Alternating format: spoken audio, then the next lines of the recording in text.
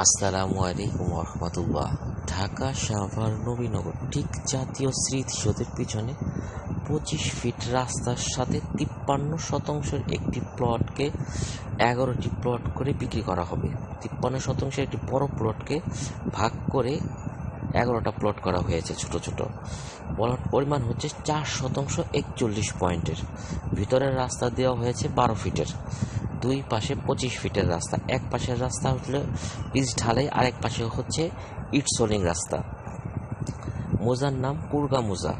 আশেপাশে বাড়িঘর আছে, মিল ফ্যাক্টরি আছে, রানিং ভাড়া চলে। লাল মাটির জমি, এখনই বাড়িঘর করার উপযোগী। যদি কারো ভিডিও বা ছবি দেখে ভালো লাগে সরাসরি এসে জমি দেখে যাবেন।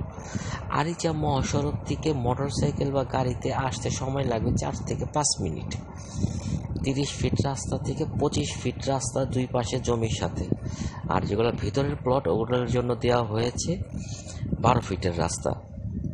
মোট 11টি প্লট করা হয়েছে। ঠিকানা ঢাকা সাভার নবীনগর ঠিক জাতীয় স্মৃতিসৌধের পিছনে।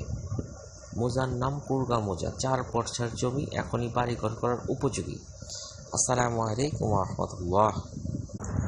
আসসালামু আলাইকুম রহমতুল্লাহ।